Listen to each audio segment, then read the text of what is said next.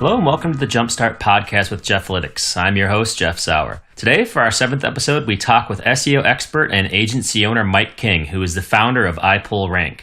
We recorded this episode from my hotel room in Dubai late on a Friday night. It was still daytime in New York where Mike lives, and I was really fortunate that this time worked out for Mike. He's a really busy guy, and as anybody who follows him on Twitter can see, he's all over the place and doing speeches all over the world, really. In this particular week, he had already done 2 speeches earlier in the week in different parts of the country, and he was actually heading out like a couple days later to do one over that weekend. And so that seems pretty exhausting to me, but it's also almost business as usual for Mike. It probably stems from his previous career as a performer and recording artist. More on this in a second. But back to iPullRank. How cool is that name, by the way? I don't want this podcast to dissolve into a love fest, but Mike is a pretty smooth operator. I guess that's what happens when you spend years touring the country trying to move the audience with your lyrics and stage presence. For Mike, this translated remarkably well into a speaking career that many of us would envy. His agency is doing pretty darn well too. But before we get to Mike's journey, I wanted to have a word from another unofficial sponsor. This podcast is still so new that I'm not even sure an advertiser would have me. I emailed MailChimp, or as I like to call it, Mailkimp, ? And I never got a response, even though their form says they'll respond to everybody within 48 hours. So I guess I'm just too small potatoes to get a sponsor at this point. Should I give up? Heck no. If we've learned anything from the previous 6 episodes of this podcast, it's that you need to hustle in order to get ahead in this game. Do you think Krista Seiden would stop over one email? Do you think Lisa Grimm, Cyrus Shepard? Heck no. None of those people would stop, and I'm not going to stop either. So I've decided to create unofficial sponsors by talking about the marketing tools that I use every day, love, and recommend. And so I'm just trying to let you know about marketing tools that are out there. And if you want to click on my links, that's a way to support the podcast. And I'm hoping that will sustain me as I work to develop some other relationships. Today, I wanted to give Lead Pages a plug. I've used their software to create lead magnets, and I did it to deliver a key piece of content on my website. And it's helped me generate 10 email leads a day, like consistently. My list has grown since I implemented this not that long ago. Earlier in the month, I've actually had 300 extra email addresses come in because of just one single Lead Pages lead box form that I have on one of my pieces of content from organic search. And so now I'm in the process of using Lead Pages to deliver all of my key lead magnets. And if you don't know what a lead magnet is, it's basically some kind of offer bribe to give somebody. They'll give you their email address, and then you give them some kind of content to download. And I'm hoping to grow my list by 100 names a day, as opposed to what I had been doing before. It used to be that I'd get an email address trickling in 1 or 2 a week just because I wasn't really concentrating on it. So the days of putting up a web form and hoping that somebody will just sign up for you, those are over, folks. Visit Jeffalytics.com/leadpages to fix your acquisition strategy once and for all. So let's talk to Mike King. Cool, collected, confident. Listen to how Mike King has found his calling in the world of SEO and hasn't looked back since. For show notes, visit Jeffalytics.com/king. Thanks for joining us today, Mike. Really excited to have you on the podcast. And so the first question I have for you is, what was the first time you ever got somebody interested in something you had to say, or that you realized that you had a gift for getting people to pay attention to what you have to say? First of all, thanks for having me, Jeff. But I think that is a question that's kind of more fundamental to my personality. You know, as an only child, I think that's all I tried to do ever since I was a little kid. And, you know, once it became a business thing, I kind of realized that, oh, wow, the way I am as a person actually helps me in these business contexts. So I would say like the first time I really realized it would be, you know, when I was doing music for a living and how I was able to really easily create a lot of good opportunities for me. And then, you know, once I got into marketing, it was just a really simple translation. It's like, oh, well, I can do the same things I've been doing all this time, but actually make some real money because, you know, it's not the music industry anymore. Yeah. So I think it's just like something that I've always had just because, you know, I was always somebody who really liked attention. Yeah, absolutely. I think that comes with a lot of us, is that need for attention, that want to be heard, and the desire to get out and go beyond just what maybe is the conventional way of doing things. And so it sounds like this has been happening, or you've been doing this. You sort of knew that this is something you'd be interested in, but obviously you had mentioned your music career. It sort of maybe took you a while to arrive that this is the career portion of it. Maybe walk me through that a little bit. Yeah, I mean, so music was a career for me. I did it professionally for about 8 years. I was signed to a subsidiary of Sony. And, I toured a lot of places in the world. So like, the US, of course, Canada, Europe, Australia, even played a couple shows in Africa a few years back. And really, that's what I thought I was going to do. Before that, I thought I was going to be, a computer programmer. And before that, I thought I was going to be a cartoonist. But, music really resonated with me. And so I did it for a long time. And it wasn't until 2006 that I got into SEO. And that was because of an accident, like literally an accident. I had to make money to pay for my medical bills. And the first place to hire me was an SEO agency because of my development background. So I never wanted to be a marketer when I grew up. I just fell into it, and it just turned out to be something I was pretty decent at. Yeah. Okay. So that's interesting. So so obviously your background, and when you went to college, you went to school, I believe you said, for computer science or programming, basically. And so that was your classical training, if you will, your formal education was in that area. And obviously then you went into the workplace and did that for a while, it looks like.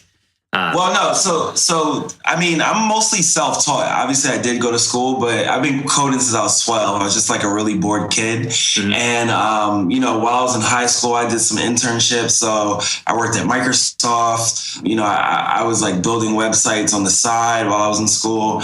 And then, it's just like, it was like a hobby to some degree, like just building sites, making things and what have you, building software. And then, I got into the internship phase while I was in school, and I was just like, I'm working with these really stressed out Dilbert type dudes. Like, this is not the life I want to have. So I think what it was is, the way that people treat millennials now, and they have like all this freedom and stuff, that's not how it was when I was like first in school. So I was like, yeah, this is probably not for me. Mm-hmm. And it wasn't until, the internet caught up to the business world and where we're at now, where, I felt a lot more comfortable being in the corporate environments. Yeah, absolutely. And so that's interesting, because I think that is exactly how this type of the progression ends up working when you go through it that way. So, okay. So just so you know, and I'm going to share this in the show notes, I'm basing some of my assumptions and some of my questions based off of on Twitter. About 3 or 4 months ago, you had posted all the jobs that you've had over the years and the different job titles. There was sort of a thread with you and Cyrus and Mark Traphagen and a few others. And so, just looking through it, it's like web tutorial writer, webmaster, web designer, cashier, data entry, and then we go through it, and then it's recording artist, agent, and then you're into the SEO area, back to recording artist. It's really sort of cool to see how how you've progressed. And I'm guessing that a lot of these things you did in parallel. Is that? Yeah, absolutely. Absolutely. So, the agent and recording artist thing is a good example because, being a recording artist, especially independent, you're only making so much money. And obviously the more stable you can be is based on monthly recurring income. And acting as a booking agent for other artists is another way to establish that monthly recurring income. So that's something I did a lot of at the time. And so, the tutorial writer, so that's the first time anyone ever paid me to do a job, right? Mm-hmm. Yeah. And that was because, I kept hacking this web server, and the guy came on the chat one day. He was like, hey, please stop hacking me. I'll pay you to do something. So he paid me to write guest book tutorial scripts and things like that in like 95. And I used that money to buy a pair of sneakers. So, that was what I did the first time I ever had a job. But yeah, a lot of that stuff happened in parallel. When I was really focused on the music stuff, I basically keep the job that I have until like the boss pissed me off enough that I was like, forget this. I'm going to go back on tour. Like, I can just get another job. Mm-hmm. And that kept happening until I got to Razorfish. And, I really liked it. I was really working with some really smart people. And I was like, hey, maybe if I stick with this can go somewhere. And so, that just all snowballed into where we're at now.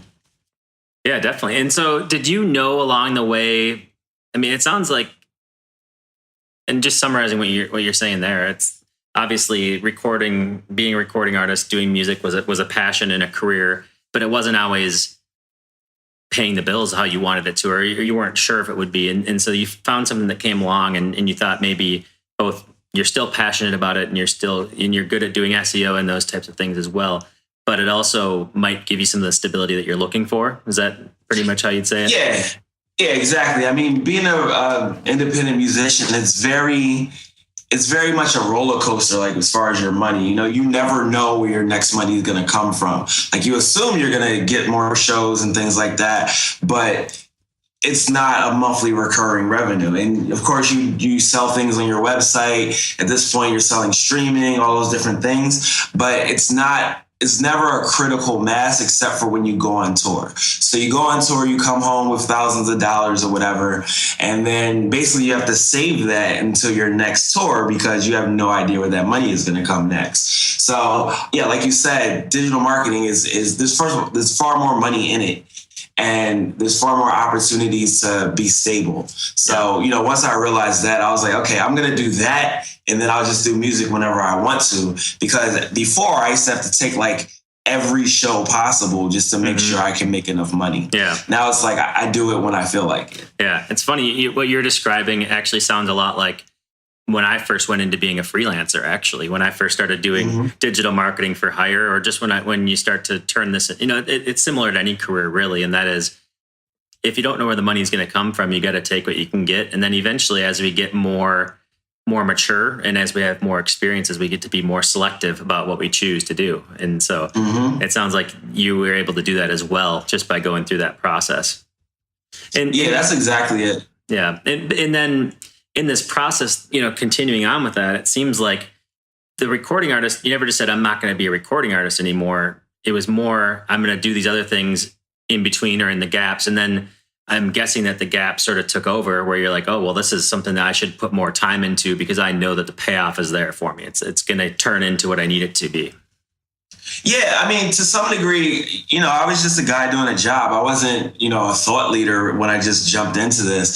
So the more and more I got interested in that, and the more I started like writing and blogging and things like that, I was like, wow, I actually really like this stuff. And to some degree, it fulfills the same need that, being a performing artist does. It's very similar giving a talk as it is like doing a show. It's very similar releasing a blog post as it is like releasing a song, at least how I feel about it. So it's really cool in that regard that I don't have to keep doing music. I can just do this. But I do, of course, still enjoy doing music, which is why I still do it. Yeah. So, yeah, it's really cool. Yeah, and I like that a lot because, in reading the stuff that you write and seeing you on stage and seeing these things, I can absolutely see those correlations and see that you're trained in these areas. And it's the training is really one, arrangement. Like, how do you arrange things in a way that people care about? And how do you turn something into a story really that people can follow along and engage with? And really, the blog posts that you write, the content you put together is like a song, like you're saying. It's very much, it's got a good structure to it, and it really does follow something that people can get around. They can get into it. And I think that's something that is not a quality that most people have intuitively if they get into writing or if they get into this industry. The ability to tell something that's compelling or a story that's worthwhile that people will get and that can meet the audience. You don't see that happening very often. And so I can see how that skill that you have that you developed in the recording, being a recording artist really applied there. And the same thing with just getting up on stage. Obviously you're a natural there, or became a natural there from a marketing world because of your previous experience. Yeah, thank you. I mean, to that point, it is training to some point because, playing shows in countries where people don't speak English and still being able to like do the show and do it well teaches you a lot about communication. And, my goal is just to not ever be boring. I want to be, not boring, and I want you to take away something worth implementing. And so just sticking with that has seemed to work so far. Yeah. Yeah. How would this apply? Or is there any advice you'd have to others then if they were looking to do something similar, whether it's to up their writing game to the point where they can get noticed better or to get up on stage? Is it just simply don't be boring? Or, is there any advice that you'd maybe give them or tips that you learned to help them?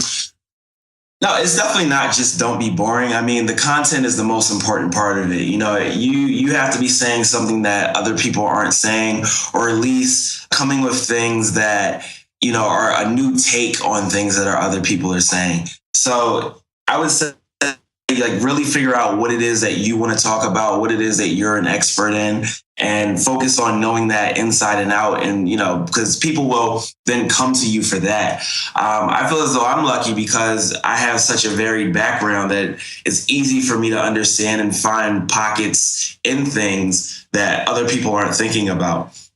Yeah. And it's like you said, finding those overlaps and creating new ideas.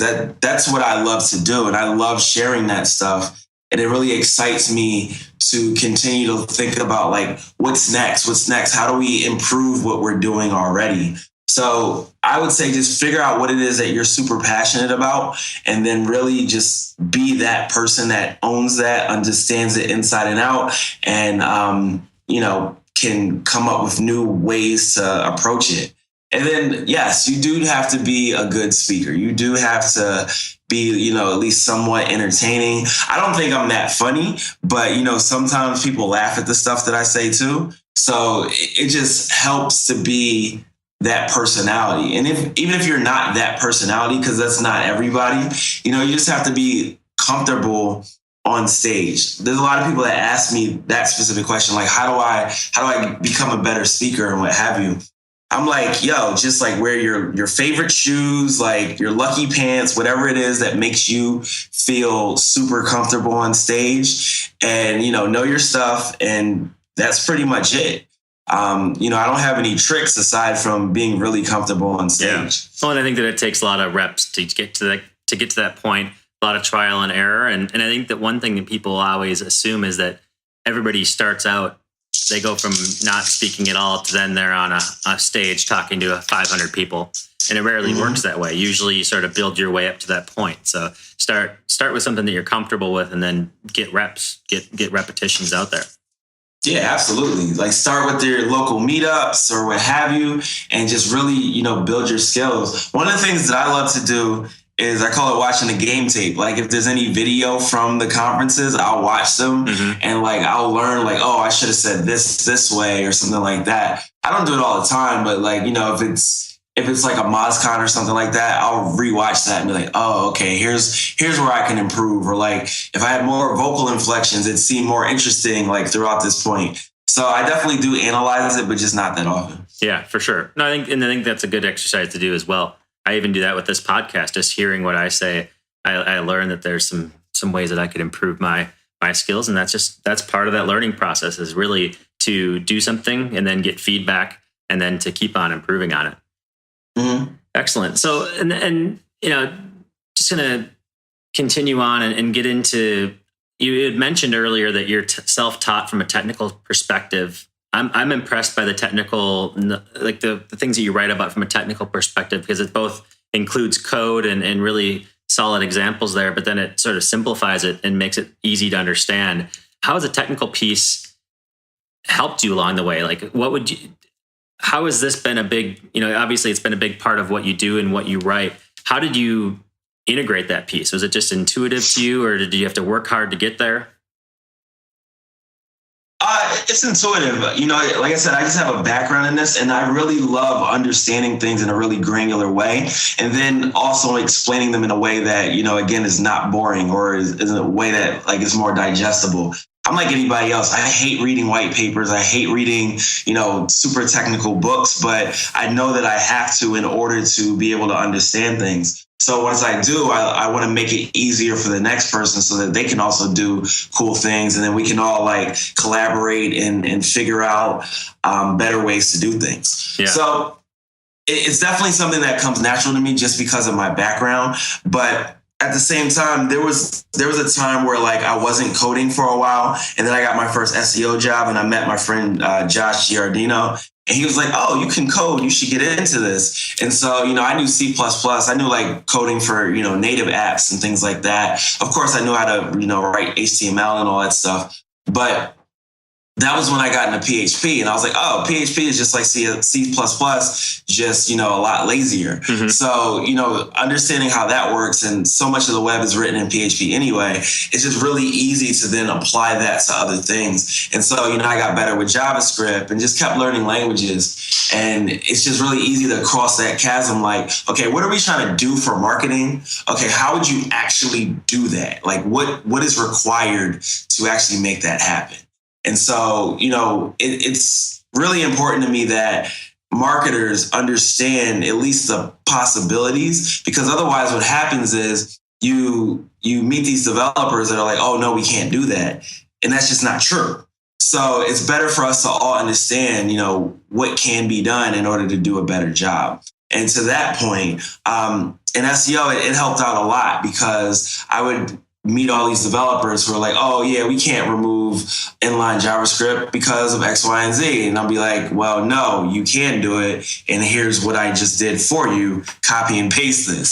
So it's been very helpful throughout my career, being that bridge between marketing and development. Yeah. Being able to tell developers not just no, but being able to have a counter answer does help a lot with getting progress and getting things done that you need to have done. Absolutely. So I'm curious about the other thing that is interesting to me is a lot of people have really good ideas, but they don't necessarily follow through with them. And one thing I just see that you have a really strong work ethic and sort of tireless with taking these ideas and turning them out into something that's really comprehensive and like way above and beyond what you might expect. How do you do that? How did you get to the point where you're able to do that? Is that an intuitive thing? Is it a struggle for you? Do you just have to like plow through it and say, hey, I'm pulling an all-nighter now to get this done, or I need to make it a priority? How do you handle that, especially with your other responsibilities? It's definitely an intuitive thing, because one, I'm a perfectionist, and two, I just want to make the best thing possible. And a lot of people, especially in digital marketing, we're all happy to do like the minimum viable product, and that's just not my approach to things. Like, I want to do the best thing possible. I want it to be the thing that everyone refers to when they're talking about that subject. So that's just like an innate drive in me, that I just want to be the best if possible. Yep. As far as like what it takes to get it done, I'm definitely going to be honest with you. It's very difficult for me, because I have so many ideas, and I'll be like halfway through with a good idea, and then I'm like, oh, here's this other idea. So I'll start that one. And then what I have to do is be like, look, you need to buckle down and focus on this one thing and get it out. And so, yes, there's a lot of all-nighters that I pull. And that's really why I wanted to build a team rather than just be like a solo consultant, because I just have so many ideas, and I just want to be able to work with people that are better than me at the things that I do, so that when I say, hey, I have this idea, we can just execute that. Yeah. And, we're definitely almost to that point, and I'm really excited about that. Yeah. But yeah, like to your question, I definitely spent a lot of nights up late working on stuff. Yeah, yeah. And it sounds like, and I was wondering if you had a team with you, or if you sort of just take care of it yourself or whatever. And it sounds like you realize that that's maybe not sustainable long term to always be pulling all nighters. So you're trying to build a team out, and you are building a team around that. Yeah, my girl hates that I work so much. So, I definitely have to have a team so I can delegate things. But yeah, for a long time, it was just me doing a lot of the stuff that is being seen. So everything is getting easier as we hire more people. We have about 11 now, and, hiring a few more, and just really excited to be able to be like, okay, here's the idea, you guys go. And then a week later it's done. Yeah. Yeah, absolutely. That's the dream, isn't it? Yeah. When I had an agency, that was definitely how we tried to operate as much as possible. But there's still some long nights, especially to get things done, just because to ship something out is always the most difficult piece in the end.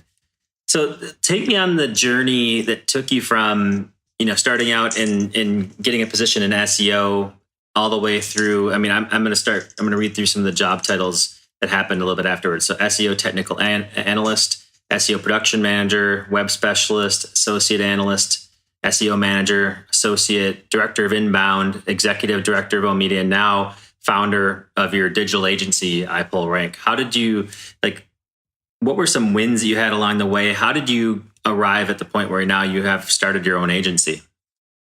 Yeah, I mean, there was a lot of winning. I'm not even gonna lie to you. Like, there's a lot of wins in different ways. So let's start from the SEO technical analyst. That was my first role at an agency called SEO Matrix. It is now defunct. I worked there, and that was the first time I ever did SEO. Like, before that, I had no idea what it was. I just assumed it was like the meta keywords tag, and that was it. And so they taught me how to do it. They weren't great at it. We had a lot of clients that were, in bad standing.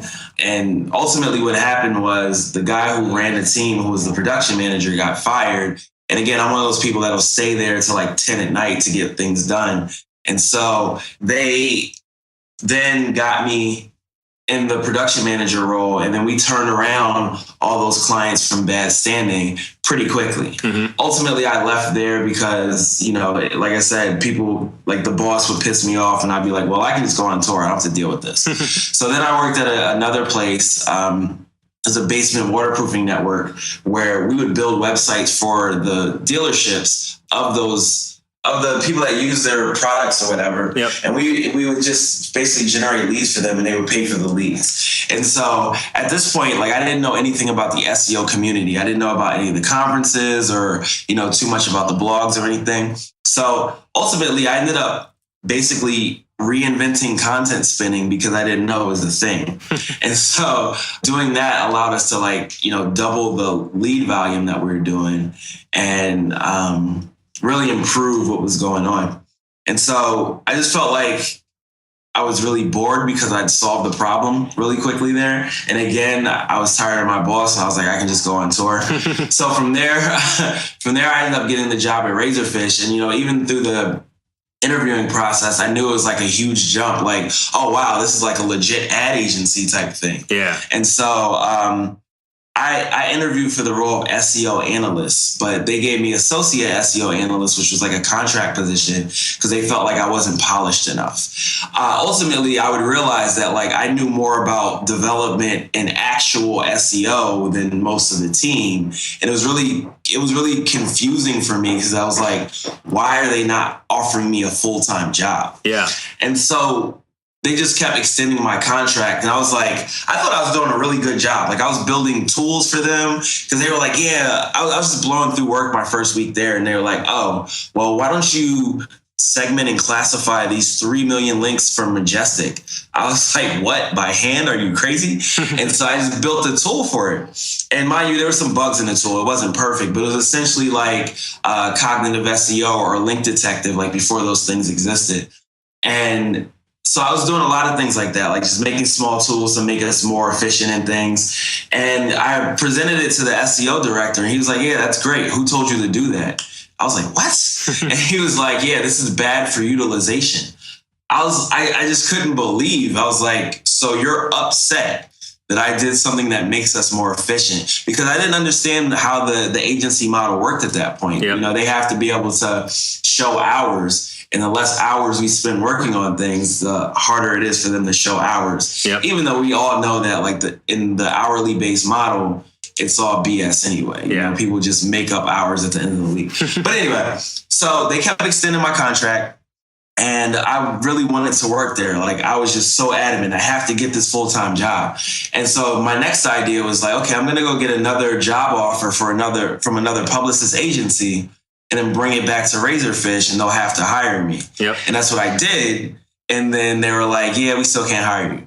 So I was like, okay, cool. I'm going to move to New York and go work at Publicist Modem, which is where I became the SEO manager. Mm-hmm. And so that was cool and everything. But, the reality was at an ad agency like that, they really just don't care about SEO. So I'd hear about projects right before they're going out the door. And it was just really difficult to, get anything to happen. So at that point, I had also started writing for Moz and things like that. And then I started speaking and it became a point where there was a huge disparity of my life between my life in the industry versus my life at work. Mm-hmm. And I was just like, this doesn't make sense anymore. So I essentially went and interviewed at every place you can think of, every agency, every great SEO company. And I was just really like, okay, I need to find a job I'm really excited about. And, it really came down to two different opportunities. And, one of the opportunities wanted me to move all the way across the country, which is very difficult because I live in New York City, which is the best city in the world.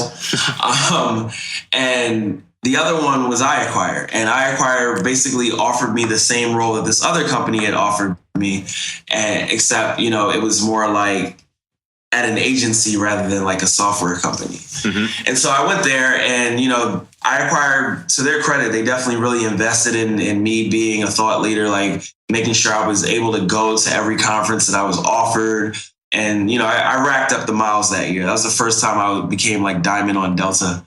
And from there, you may have heard the story about how iAcquire went through the whole PR issue with the link buying stuff and all that. Yeah. And so, after a while, it just didn't make any sense anymore. And I was like, I'm just going to start my own agency. And, it was kind of like a false start because I was getting all these prospects and things, but things were just taking too long to close. Yep. And I was like, I need money. And so then I took a job at Acronym. That was the executive director role of owned media. And honestly, it wasn't a good fit for me. So I went back to the idea of just starting my own agency. I had enough money in the bank that like it could last me to the end of the year if I didn't sell anything. So I was like, let's just try it. Let's see what happens. Yep. And now we're here. Nice.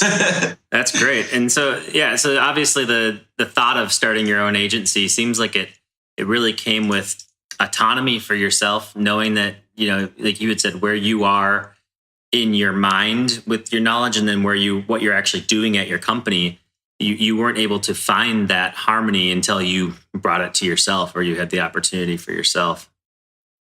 Yeah, I think it's very difficult for somebody like me who spent so much of their life like creating opportunities and having these really high metrics for what I believe to be quality. It's very difficult to do that in somebody else's organization because they have, very specific ideas of what they want to do, which makes sense, which is why they started their organizations. Mm-hmm. But I've just found that a lot of that doesn't work for me. There's been situations where companies have wanted to use my personal brand to, further their agendas on things that I didn't agree with. Yeah. So it's just like a real big disconnect for me. And I didn't spend so much effort building this personal brand to have it like tarnished by other people's bad ideas. Yep. Well, I guess that means that there's only one way to do it then, obviously, and that's to go out on your own and to start your own. And it sounds like obviously you've been really at it for almost 2 years then, or fully at it for only like a year and a half, maybe. Is that what I'm seeing? Yeah. So I left Acronym in April of 2014. I didn't officially register my business until August, but it's been what I've been working on since April of 2014.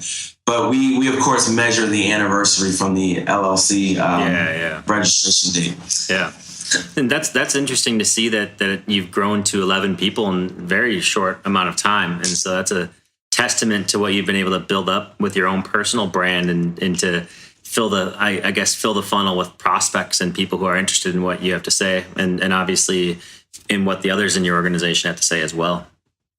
Yeah, I think that I'm very lucky in that regard. We haven't done much in the way of marketing for us, aside from me like speaking at events. I haven't even been blogging that much recently. So it's been very good to see that, the reputation that I've built and what we're perpetuating through the work that we're doing is really helping us, build this as a company. Yeah. Definitely in the new year, we want to ramp up the marketing efforts. But thus far, I'm just really happy that the seeds I've sown have turned into something. Yeah.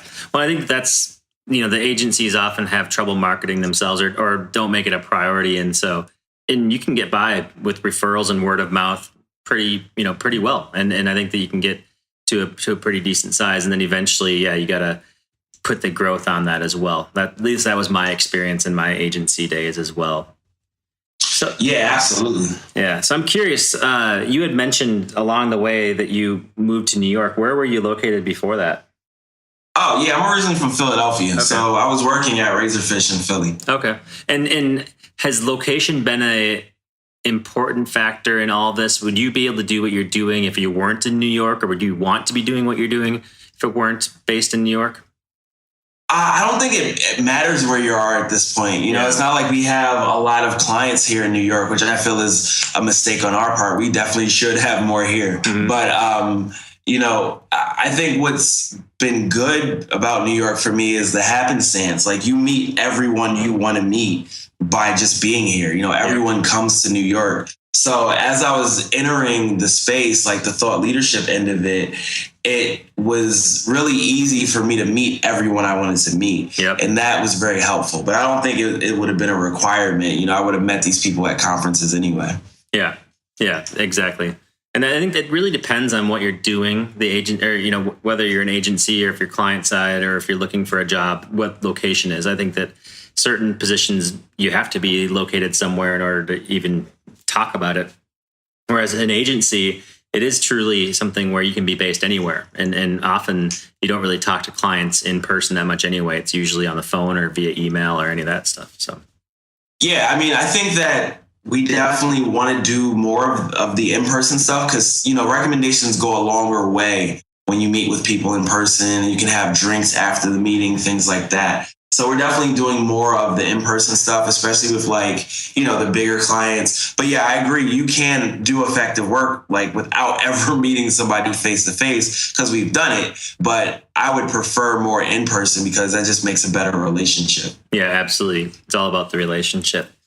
So how do you had mentioned also that you don't have as much time as you'd like to continue blogging right now, or you're busy with a lot of different things. How are you staying current? Is it on client projects? Is it just studying and doing those all-nighters again? Or how do you continue to stay current? Yeah, I actively work on client projects. I'm not saying I do, you know, everything, but I'm definitely very involved in our client work. So I'm definitely keeping relevant and up to date because of that. I mean, I never want to be one of those speakers that doesn't actually do work, which to some degree is like, at some point I'm going to have to give up that idea. Yeah. But, you know, it's very easy for me to stay up on what's going on because it's something I'm very interested in. But yeah, I definitely would find it difficult to be somebody who's like talking about new updates and things when we're not seeing them in the actual work. Yeah. But yeah, I stay on top of things because of the work that we're doing. Yeah, absolutely. And another question I have is, how have you been able to make the transition between something you're interested in or that you want to talk about? For example, I noticed you've been, like, just to the people who are listening, if they're not as familiar with your background, I'm sort of going to describe how I follow your slide shares and stuff like that. And sometimes you'll be talking about SEO. Then you published a guide, like the ultimate guide to Google Tag Manager. And so that was really cool, really good content. And then you'll talk about personas. So you had said earlier that you cover a broad set of interests and that you're interested in many things. Have you been able to turn things that you're interested in into billable services for the agency? Or is it sort of like some of these things I'm just using as a side project or something I'm interested in versus things that are our core business? Yeah, I mean, we do everything that I talk about. And as far as, you know, like the array of things that I end up talking about, I get bored of talking about the same stuff over and over. Like, God bless anybody that can just talk about SEO from today until forever. I feel as though we have a really good handle on that. And there's not really any reason for me to like just keep talking about here's how you can rank number one. So I got to the point where I was just like really bored with talking about content marketing and all that stuff. And I was like, I don't have anything to say at these conferences coming up. And I just went back to my basics. I was like, what do I really love to do? I love coding. I love, you know, solving complex problems. I love learning about new technical stuff. And so this was happening around MozCon 2014 because I was like, what do I even talk about at this? And then I just like really did some digging and I came up with the quantum leap thing that I talked about there, where I was like, hey, if I put all these APIs together, I can really like de-anonymize people and do all this predictive analysis and stuff like that. And so, you know, it just comes from the fact that I myself don't want to be bored. Yep. And so, you know, we end up doing a lot of different things. And yeah, to your point, you know, we definitely have a variety of services because of the fact that I really like the different components of what can be done on the internet these days. Yeah. Are you able to string it all together into like, I have a client who's doing all these things, or do clients sort of cherry pick what they're interested in from those services? Yeah, it depends on what the client's needs are. Yep. A lot of people, they'll send me an email through our lead form or what have you, and they're like, yeah, I want to be number one for this keyword. And then I get them on the phone and I'm like, so what is the problem you're actually trying to solve? At that point, we all realize like, oh, well, what you really need is conversion rate optimization and so on and so forth. So it's all about solving the problem, and then what sets or what subsets of what we offer help you solve that problem. I'm definitely not the person you want to contact if you're just like, oh yeah, I need link building. Like, we're not going to do that as a standalone service because it's just not fun.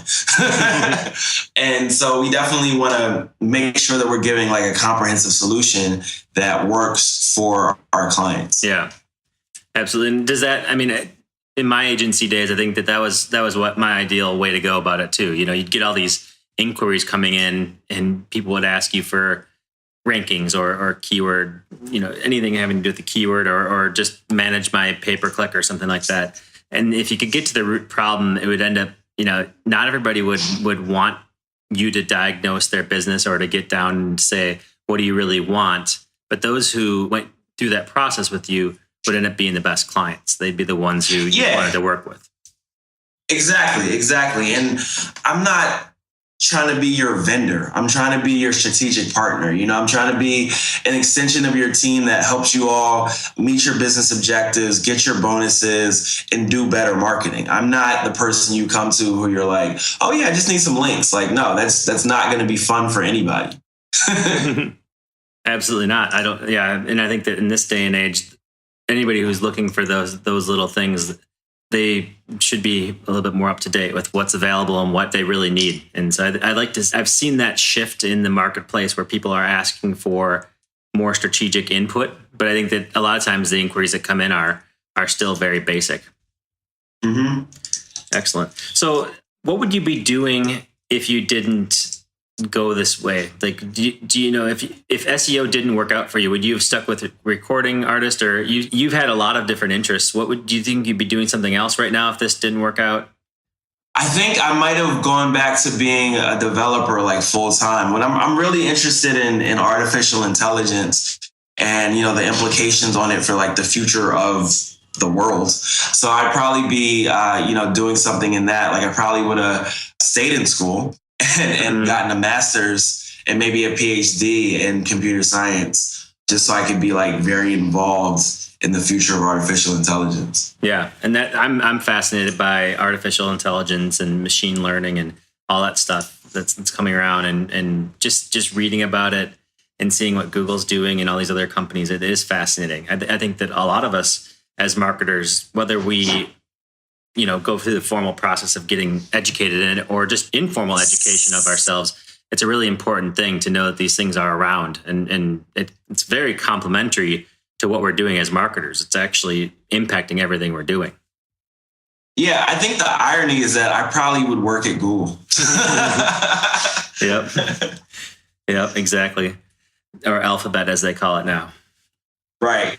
Yeah. Or Facebook. Yeah. Okay, so I think we're getting near the end of our time. I'm just going to ask you a few questions really about, some advice that you've received along the way, and then also, do you have advice for new marketers? So the first one is, and this is a hard one to answer sometimes, but what is the best piece of advice you received along the way during your journey? Was there anybody who mentored you or told you to go for something when you weren't sure if it was the right thing to do? Anybody that helped you? The best advice I got actually is from a friend of mine right before I went away to school. And he basically said to me, like, you don't know everything. Learn as much as you can from everybody that you can. Because, I was one of those very headstrong kids that thought he knew everything. And I really thought about that and absorbed it. And then that made me really open to learn a lot more about, the variety of crafts that I would develop. So at that point, it was largely about rapping. Like I thought I was the best rapper ever then. I wasn't at that point. I became it later.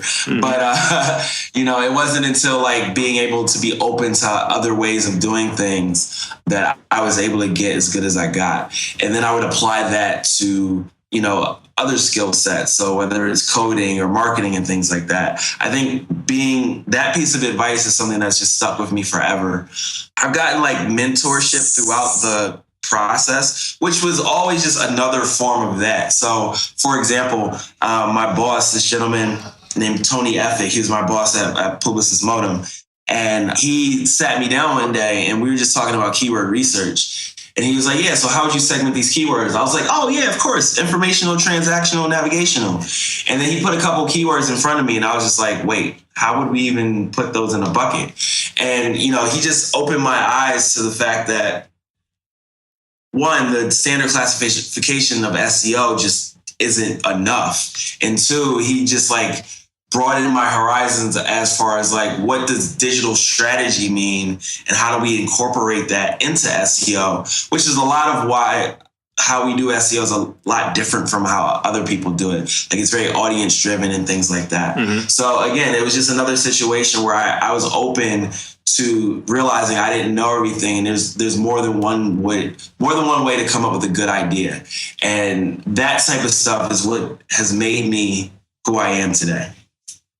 Absolutely. And I think that you never stop learning and be curious and just doing that and knowing that you need to stay current with what's going on is definitely a good piece of advice. And it's cool that happened to you so early on, that you obviously it gave you a much wider perspective. And I think that seems like it's contributed to a lot of things you've been able to do.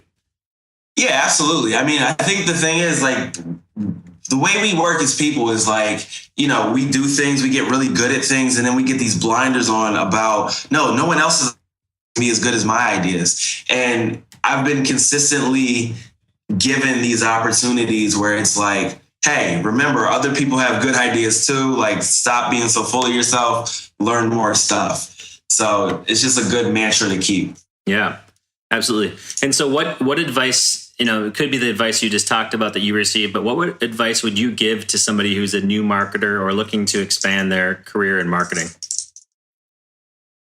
I would say same thing, just like keep being curious. Again, in marketing, it's very easy for us to be like, okay, I do this marketing stuff. I'm not going to learn about technical stuff. That's what someone else does. There's like being exposed to more components of other things, of other capabilities, is just going to make you better at your job. So I would say just stay curious, learn more about the things that are going on around what you're doing, and it's just going to make you better. Yeah. Be curious, and then also question everything, because a lot of the assumptions that we make, that we have handed to us, or the case studies we see, it's so situational based on factors that may or may not be in your situation. So I think that always knowing that your own experience is always going to trump others' experience, that's really an important thing here. And the only way you get there is if you stay learning and you keep on being curious about these things. If you're just always going to assume that what happened to other people is going to work for you or not work for you, it's not going to last very long. Exactly. Excellent. Well, I really appreciate your time and coming on the interview today, Mike. This is awesome to hear from you. A lot of really great, varied experiences, and I'm happy with how this turned out. Awesome. Thanks for having me, Jeff. I really appreciate it. No problem, man. We'll talk to you soon. All right, that was an awesome talk with Mike. Two things here caught my attention. The first is just much like Cyrus Shepard, who we interviewed in episode 5, it took Mike a while to arrive at his career in SEO. Just proves that you can still be successful without following a traditional path. In fact, you can be more successful when you bring other experiences to the table. Mike's performance career translated very well into inspiring a crowd of marketers through speaking and presenting. The other thing is that about personal brand. We heard Aleda Solis talk about this in episode 6, and now Mike is talking about it here. Both realized that their personal brand was very valuable, so valuable that they used it to start their own agencies. From there, the approach is a little different. Aleda is keeping her agency small and having controlled growth, and then it seems like Mike's agency is growing really quickly and he's building out a full team of digital marketers. There's a merit to both of these approaches. I've done both of them myself. I started as a solo entrepreneur, then I started and I went and helped grow a company, and now I'm back on my own as a solo entrepreneur. There's really a pro-con list you could develop for both. Right now, I have a preference to stay small, but I also miss that energy that comes with growing a company to be larger than any one individual. So congrats to Mike for his success, and I really look forward to following the growth of his company and see how it's doing. So that's it for this week. See you next week with another Jumpstart journey.